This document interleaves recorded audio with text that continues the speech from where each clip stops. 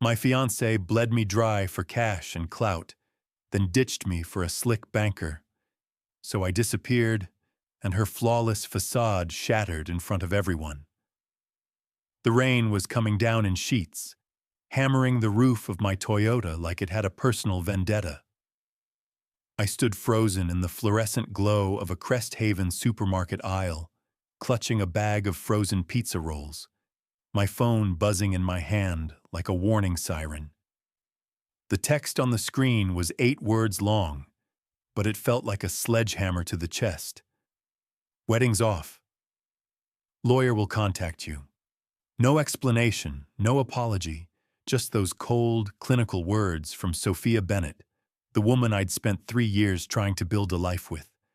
My fiancée, or I guess my ex-fiancée now. I stared at the screen, the words blurring as the muzak overhead droned some pop song about love that felt like a cruel joke. What the hell just happened? I'm Ethan Harper, 32, a mechanical engineer at Soltech, a renewable energy outfit in Cresthaven, Oregon, a city nestled in the shadow of the Cascades, where mist clings to the hills like a stubborn ghost, and the air always smells faintly of pine and wet asphalt. Cresthaven's a place where tech startups rub shoulders with old logging families, where sleek glass buildings reflect the jagged peaks in the distance. It's not Seattle or Portland, but it's got its own pulse, a mix of grit and ambition that I always liked. I'm not the kind of guy who stands out in a crowd, slightly stocky, working on it, with a hairline that's staging a slow retreat. I'd rather talk about tensile strength or wind turbine efficiency than the latest TikTok trends or craft cocktail menus. I grew up in a middle-class family in Ohio, fixing cars with my dad and scraping by to put myself through college with scholarships and late-night shifts at an auto shop. I'm not flashy, but I'm steady, reliable. Or so I thought until that text hit. Sophia was different. She was 29, a marketing executive at Pinnacle Creative, one of Cresthaven's top ad agencies, with a smile that could sell you a bridge and a wardrobe straight out of a Vogue spread. We met 3 years ago at my buddy Liam's birthday bash, held at a dive bar called the Rusty Anchor, perched on the banks of the Crest River. The place was all weathered wood and neon signs, the kind of spot where the jukebox played Springsteen and the bartenders knew your name. Outside, the river glittered under the moonlight, its surface rippling like liquid silver. Sophia was there as Liam's co-workers plus one, all confidence and charm in a black dress that hugged her like it was custom-made. I was nursing a beer, cracking dumb jokes with Liam about our old college days, when she slid into the conversation like she owned it. I still don't know why she gave me her number that night. Women like her, polished, ambitious, the kind who could walk into a room and make everyone turn, don't usually go for guys like me, but we clicked. Or, at least, I thought we did. That first year was a dream. We'd wander the cobblestone streets of Cresthaven's Old Town, where gas lamps cast a warm glow on ivy-covered storefronts, or hike up Pineview Hill to watch the sun sink behind the mountains, painting the sky in shades of fire and indigo. She'd ask about my turbine designs, send me texts like, "You got this," before big presentations. Even wore this dorky Soltech t-shirt I got her to bed sometimes. It felt real. Too real, maybe, because looking back, the cracks were there from the start. Little comments about my potential, how I could be a senior engineer if I just pushed harder, or how my off-brand jeans weren't cutting it for her work events. I thought she was being supportive, trying to lift me up. Now I see she was trying to rebuild me into someone else entirely. The supermarket's fluorescent lights buzzed overhead as I paid for my groceries, my hands moving on autopilot. The cashier, a kid with a nose ring and a bored expression, didn't notice the way my world was crumbling.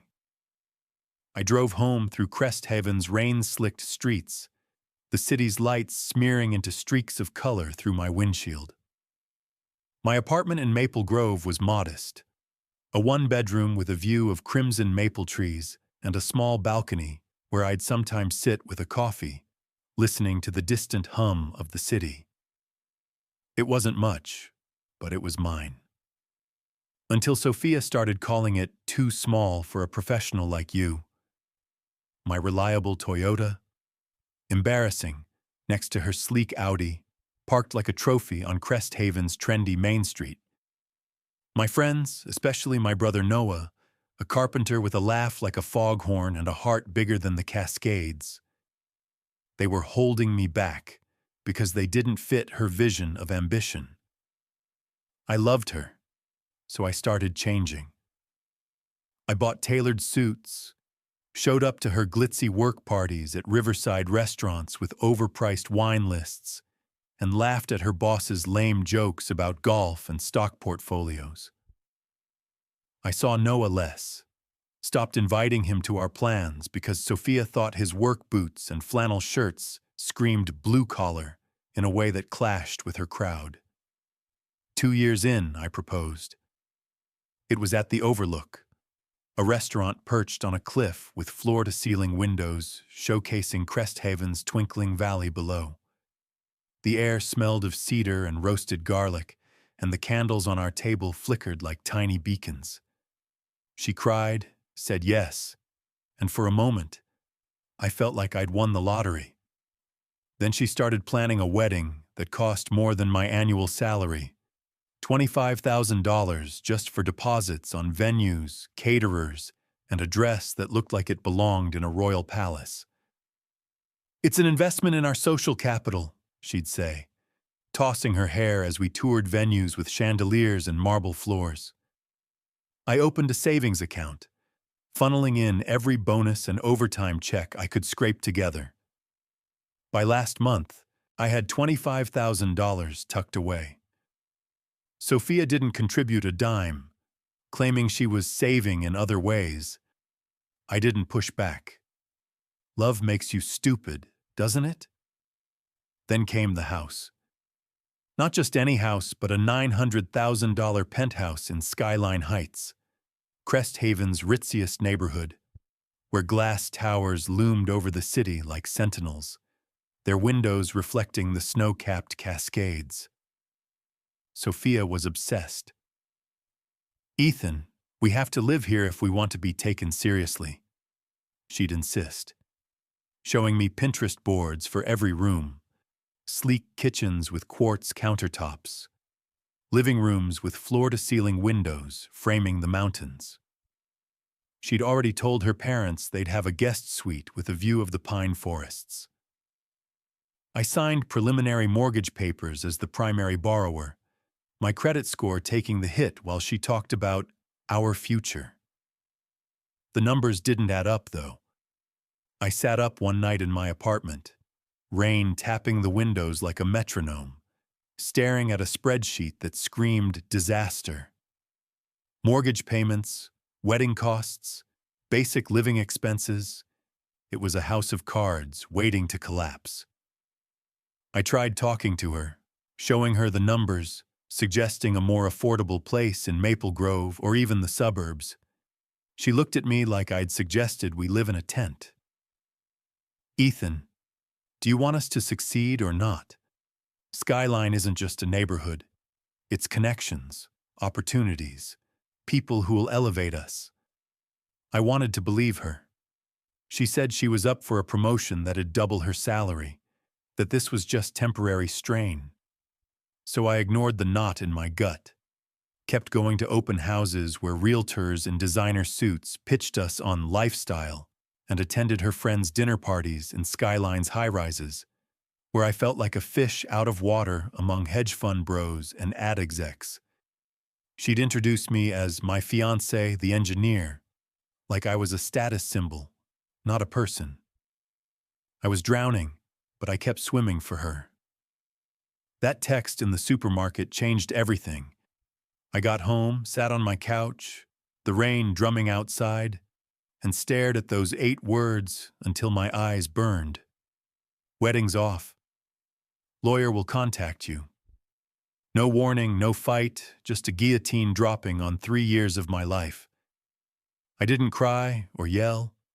I just sat there, the silence louder than the storm outside. Then something snapped.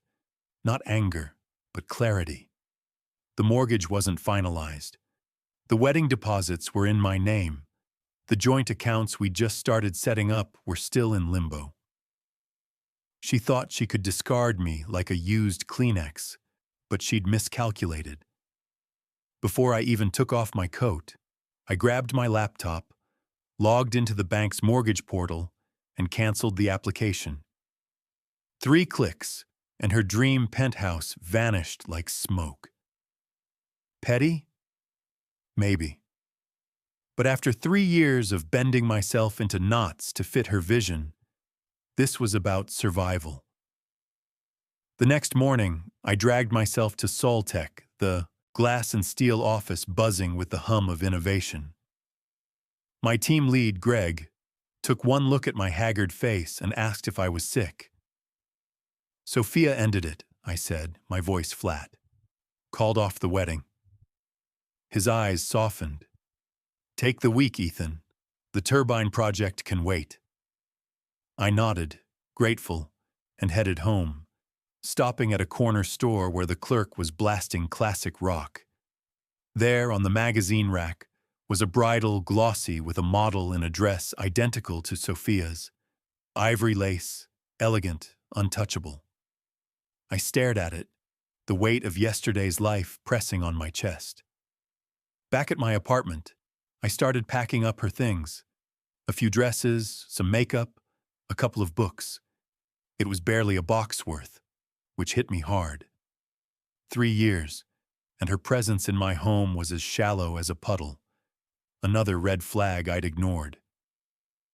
I called Noah, my brother, who I'd barely seen in months thanks to Sophia's subtle campaign to phase him out. I'm coming over, he said, no questions asked. Bringing pizza. That night we sat on my couch, the city's lights twinkling through the rain-streaked window, and ate pepperoni slices while I spilled the whole story. Noah didn't say, I told you so, though he'd never trusted Sophia. He just listened, his calloused hands cracking open a beer, and said, You're gonna be okay, man. For the first time since that text, I felt a flicker of relief, like I'd been holding my breath for years and could finally exhale. Then my phone lit up with a voicemail from an unknown number. This is Claire Morgan, attorney for Sophia Bennett, a crisp voice said. We urgently request a callback regarding your mortgage withdrawal, as this may constitute breach of contract. Please contact us immediately. I almost laughed at the urgently request part. Suddenly, Sophia's lawyer wasn't so cool and collected. Funny how that works when you pull the rug out from under someone's plans. I didn't call back. Let them sweat. But the silence from Sophia herself was deafening, a confirmation of what I was starting to suspect. I'd been a means to an end, a stepping stone to her perfect life. And now that I'd stopped playing along, she was scrambling. The next day, Liam called, his voice tight. Dude, did you really pull out of the house deal? Yup, I said, staring out at the maple trees swaying in the wind. Okay. 'Cause Sophia's losing it. She ordered $20,000 worth of custom furniture for that penthouse and told everyone at Pinnacle to start house hunting in Skyline. I snorted. Not my circus, not my monkeys. Liam paused. She's saying you're being vindictive, that you're trying to ruin her financially. Even told people at work you were controlling, maybe abusive. My jaw clenched. Abusive? Me? The guy who'd spent 3 years bending over backward to make her happy? She can say what she wants, I told Liam. I'm not buying a house with someone who dumps me via text. He hesitated. Yeah, but she's telling different stories to different people. Some say it was mutual, others that you had issues. It's weird, man. That conversation lit a fire under me. I started digging through our old texts, photos, anything that might explain what I'd missed. The signs were there. Her locking her phone when I walked in, client dinners that ran late, her sudden obsession with my salary not being enough. I checked our shared cloud for wedding photos and found deleted selfies of her in an apartment I didn't recognize. High-end, with a view of the Cascades that screamed money. My gut churned. She hadn't just dumped me. She'd been planning her exit for a while. I called Connor, an old college buddy who'd been trying to recruit me to his engineering firm in Denver. Job still open? I asked. He laughed. You finally ditched the Ice Queen? Something like that. How's $130,000 and a fresh start sound? Like you're smarter than I thought, he said. When can you start? I smiled for the first time in days. Next month. As we talked, I stood on my balcony, the rain slowing to a drizzle, the air sharp with the scent of pine. Denver felt like a lifeline, a chance to reclaim the guy I'd lost trying to be what Sophia wanted. But the drama wasn't done. That afternoon, my bank called. A real person, not a robot.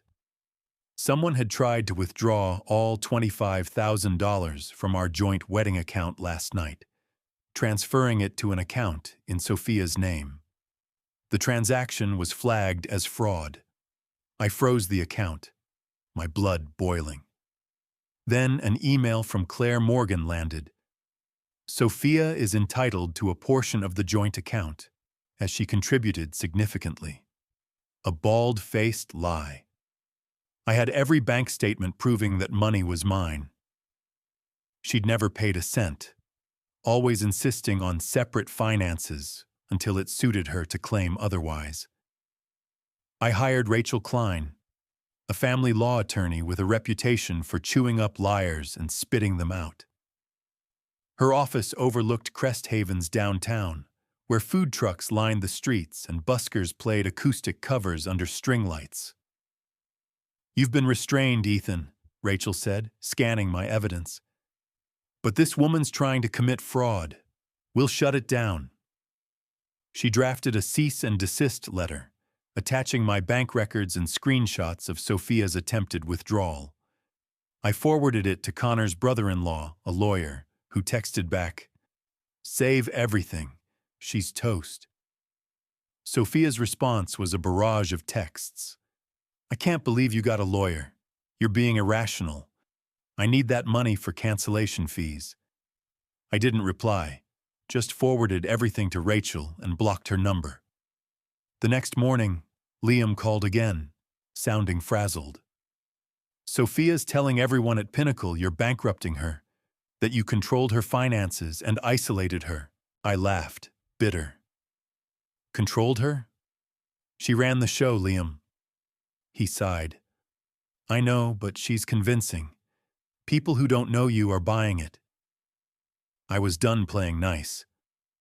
Rachel had me gather statements from friends about Sophia's behavior, her snide comments about my small-time life, her pushing me to cut ties with Noah.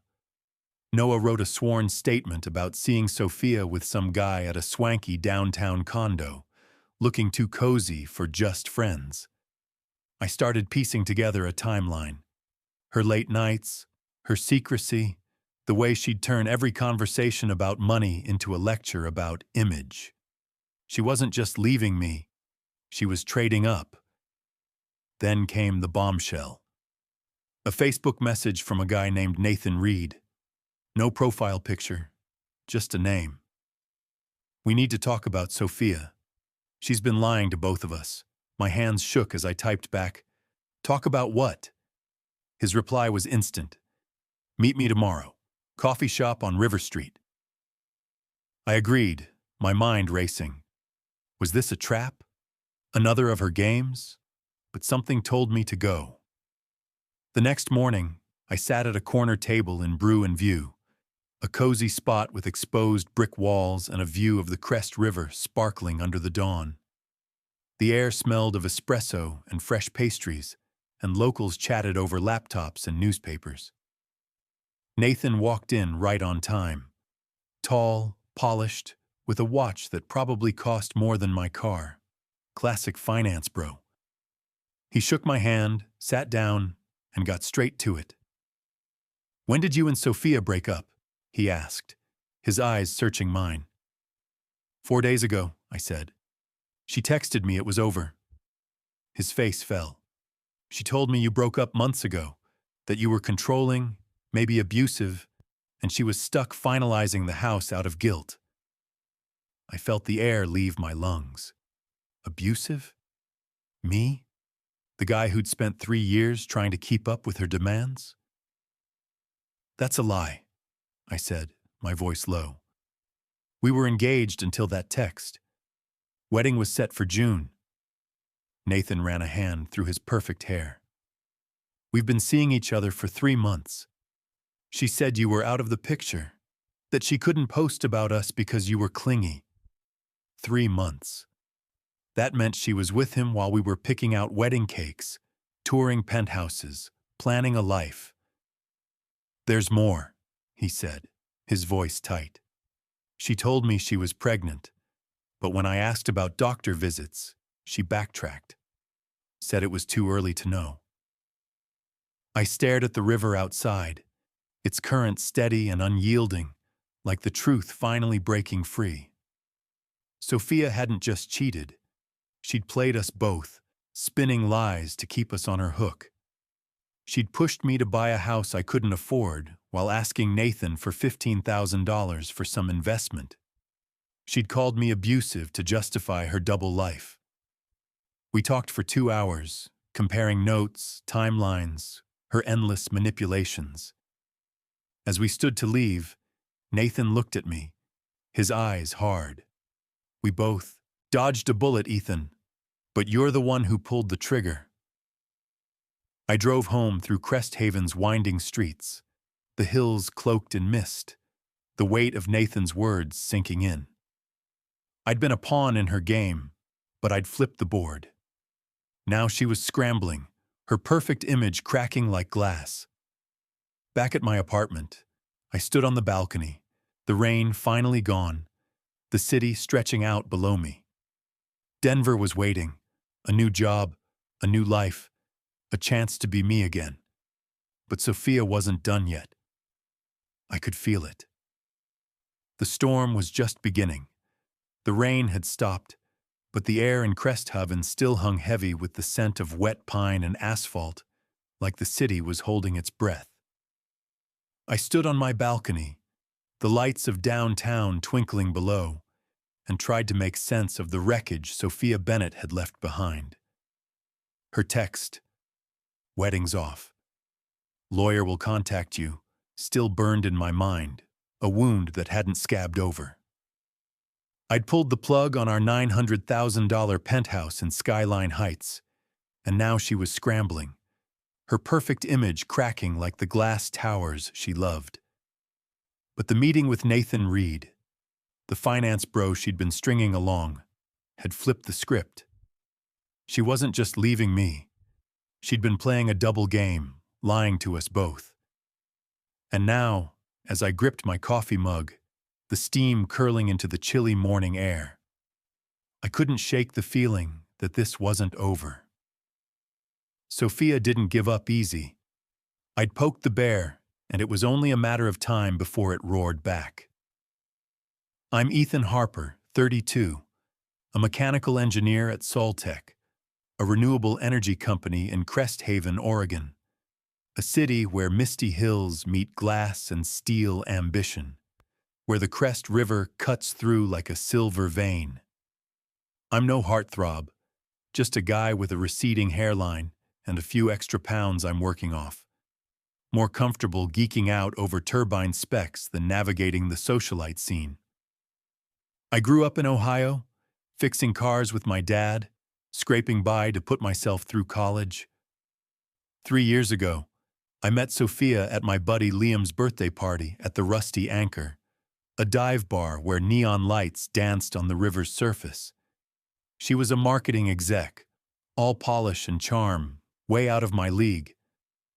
But we clicked, or so I thought, spending nights wandering Crest Haven's cobblestone streets or watching sunsets on Pineview Hill. That first year was magic, until it wasn't. The red flags had been there. Her comments about my potential, her disdain for my small-time apartment in Maple Grove, where crimson maples lined quiet streets, or my beat-up Toyota, which she called embarrassing next to her Audi. She'd pushed me to cut ties with my brother Noah, a carpenter with a heart of gold, because he didn't fit her upscale crowd. I'd changed for her, bought fancy suits, attended her pretentious work parties, even turned down a job in San Francisco to stay in Crest Haven. When I proposed at the Overlook, with its view of the valley's twinkling lights, she said yes. Then came the $25,000 wedding fund I'd saved alone, and the push for a penthouse we couldn't afford. I'd been blind, love-drunk, until that text in the supermarket aisle shattered everything. Now, as I sipped my coffee, the city waking below, I felt a strange mix of devastation and clarity. I'd canceled the mortgage, but Sophia's lawyer, Claire Morgan, was circling like a shark, demanding explanations. Worse, Sophia was spinning lies, telling her co-workers I was financially abusive, controlling, even hinting at darker issues. Nathan's revelations, that she'd been seeing him for 3 months, claiming I was out of the picture, even faking a pregnancy scare, had lit a fire under me.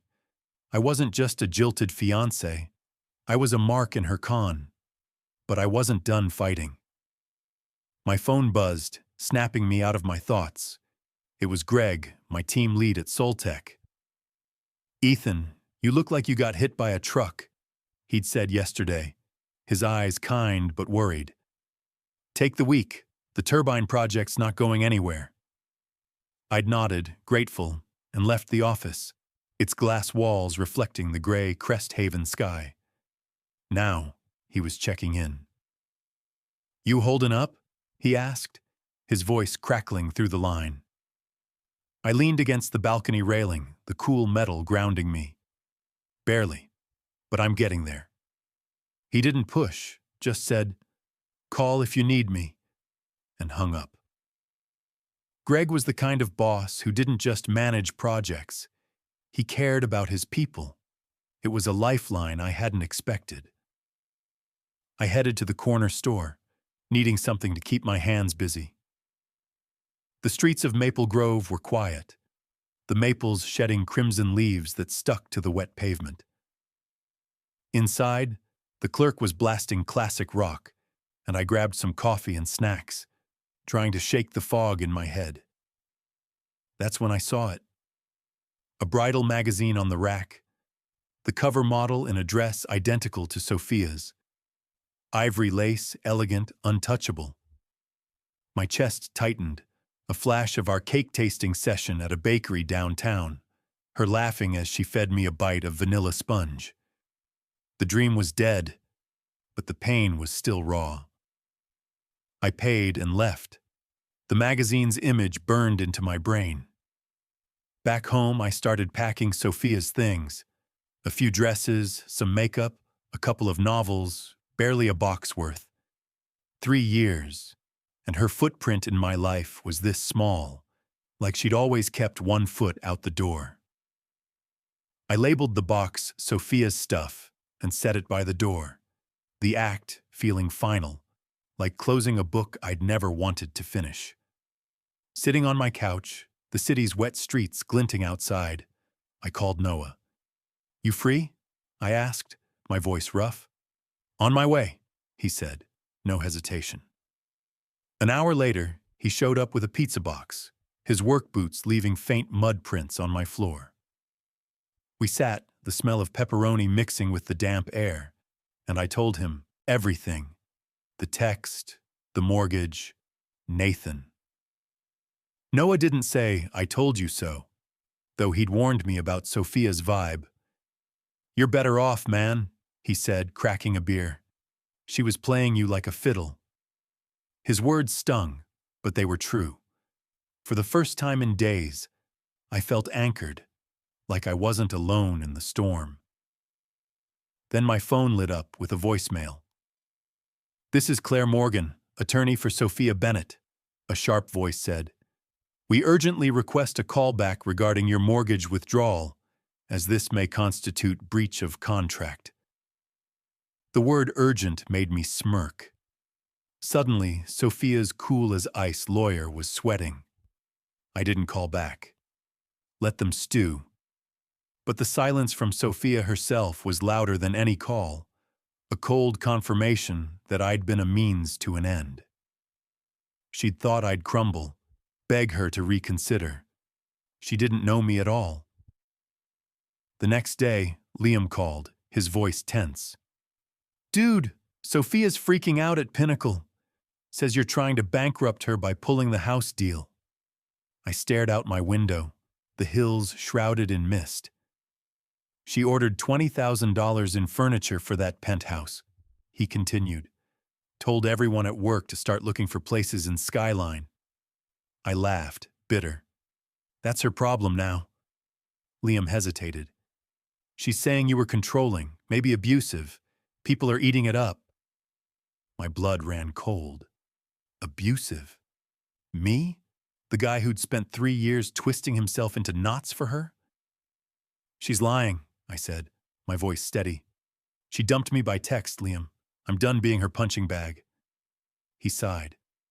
"I know, but she's convincing. Be careful."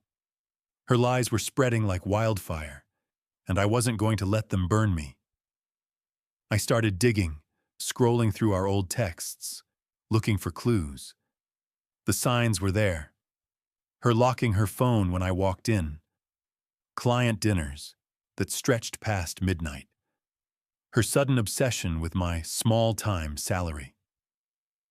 I checked our shared cloud for wedding photos and found deleted selfies of her in an apartment I didn't know. Sleek, modern, with a view of the Cascades that screamed money. My stomach churned. She'd been building a backup plan, and I was the fool who hadn't seen it. I called Connor, my old college buddy who'd been pushing a job at his engineering firm in Denver. "That offer still good?" I asked, staring at the hills as the sun broke through the clouds. He laughed. "You finally ditched the Ice Queen?" "Yeah. How's $130,000 and a fresh start sound?" "Like you're smarter than you look," he said. "Start next month?" I grinned, the first real smile in days. Deal. Denver felt like a lifeline, a chance to escape Cresthaven's ghosts and be me again. Ethan, not Sophia's project. But the drama was just heating up. My bank called, a real person, not a bot. Someone had tried to withdraw all $25,000 from our joint wedding account last night, funneling it to an account in Sophia's name. The transaction was flagged as suspicious. I froze the account, my hands shaking with rage. Then an email from Claire Morgan landed. Sophia is entitled to a portion of the joint account, as she contributed significantly. A straight-up lie. I had every bank statement proving that money was mine, every deposit from my bonuses and overtime. Sophia had kept her finances separate, always claiming it was smarter that way. Now she was trying to steal my savings and rewrite history. I hired Rachel Klein, a family law attorney with a rep for shredding liars. Her office was in a brick building downtown, where street performers strummed guitars under fairy lights. "You've been patient, Ethan," she said, her eyes sharp as she reviewed my evidence. "But Sophia's committing fraud. We'll bury her." She drafted a cease and desist letter, attaching my bank records and screenshots of the unauthorized withdrawal attempt. I forwarded it to Connor's brother-in-law, a lawyer, who texted back, "She's screwed. Save everything." Sophia's response was a flood of texts. "I can't believe you got a lawyer. You're being irrational. I need that money for cancellation fees." Her desperation was palpable, but I didn't bite. I forwarded everything to Rachel and blocked her number. The next morning, Liam called, sounding stressed. "Sophia's telling everyone at Pinnacle you're bankrupting her, that you controlled her spending and isolated her." I laughed, cold. "Isolated her? She ran the show, Liam. I was the one jumping through hoops." He sighed. "I know, but her co-workers don't. She's got them wrapped around her finger. Her lies were a virus, infecting everyone who didn't know me. I wasn't going to let her rewrite my story." Rachel had me gather statements from friends about Sophia's behavior. Her snide remarks about my low-rent life. Her pushing me to ditch Noah. Noah wrote a sworn affidavit about seeing Sophia with some guy at a downtown condo, their hands too close for just friends. He'd snapped a photo, time-stamped 2 months ago, showing her in a dress I didn't recognize, her arm around a tall guy in a tailored suit. "His name's Nathan Reed," Noah said. "Investment banker, drives a Porsche, total tool." My heart sank. Nathan, the guy who'd messaged me. It was all clicking into place. I met Nathan at Brew and View, a coffee shop on River Street, its brick walls lined with local art, the air thick with the smell of roasted beans. He walked in, all polish and confidence, but his eyes were uneasy. "She told me you broke up months ago," he said, stirring his coffee. "Said you were controlling, maybe abusive." I gripped my mug, the ceramic warm against my palms. "We were engaged until 4 days ago. She texted me it was over." His face fell. "We've been together 3 months. She said you were clingy, that's why she couldn't post about us." 3 months. While we were picking out wedding venues, she was building a life with him. "She told me she was pregnant," he added, his voice low. "But when I pressed for details, she backtracked." My stomach twisted. Pregnant? Another lie to hook him. We talked for hours, piecing together her double life. She'd told Nathan I was abusive to explain her secrecy. Told me she was at work events when she was with him. She'd pushed me to buy a penthouse while asking him for $15,000 for a business venture. As we left, Nathan shook my hand. "We both dodged a bullet, Ethan, but you're the one who called her bluff." I walked back to my car, the river glinting under the morning sun, feeling like I'd just survived a war. Back home, I started packing, sorting through years of stuff. The expensive watch Sophia insisted I needed, listed on eBay, the art books she'd bought to class up my place, donation pile, my sci-fi novels, which she'd called childish, coming with me to Denver. Each item was a choice, a reclaiming of myself. But Sophia wasn't done. Her lawyer sent another email, this time offering to resolve the account issue if I helped with the house. Rachel's response was brutal. "My client has proof of Ms. Bennett's fraud and defamation. We're prepared to pursue this to the fullest extent." I grinned, imagining Sophia's panic. Then, a curveball. A late-night email from a stranger named Lauren, a former co-worker of Sophia's. "You should know the truth about her," it read. "She's done this before. Latched onto guys, used them for money or status, then ditched them. Lauren claimed Sophia had pulled the same stunt with a doctor, getting him to buy her a car before dumping him for her boss." I forwarded it to Rachel, my mind reeling. Was this real or another trap? I didn't sleep, the questions gnawing at me like termites. The next morning, my phone rang. Claire Morgan, Sophia's lawyer. "I'm no longer representing Ms. Bennett," she said, her voice tight. "She provided false information. I won't be party to fraud." I sat there, stunned. Her own lawyer had bailed. Hours later, Liam called, his voice shaking. Sophia bolted from Pinnacle after a call, packed her desk and left. They're saying she's on indefinite leave. I leaned against my kitchen counter, the smell of coffee grounding me. "What happened?" "No idea," he said. "But she looked like she'd seen a ghost." That night, an email from Sophia's work address. "Please," the subject line read. "Mike, I've made terrible mistakes. I'm in therapy, on medication. I never meant for this to go so far. Ryan told me you met. Please don't sue. My parents are devastated. My job's at stake." Her words were a mix of desperation and deflection, but I felt nothing. I forwarded it to Rachel with a note. She's finally feeling the heat.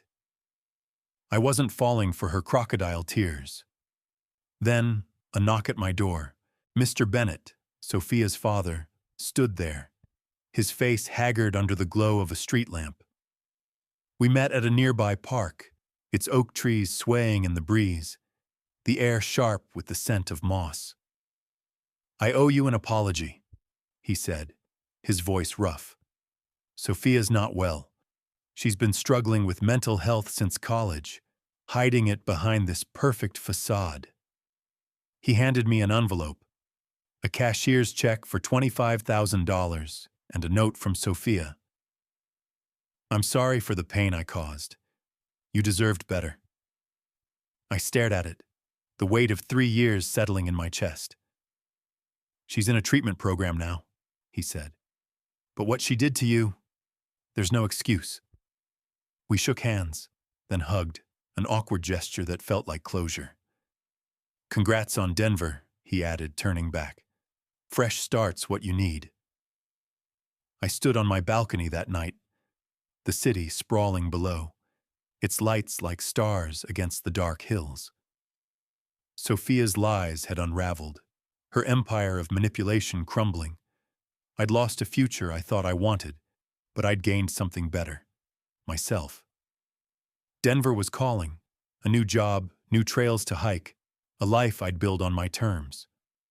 Sophia's note lay on my table, her apology too little, too late.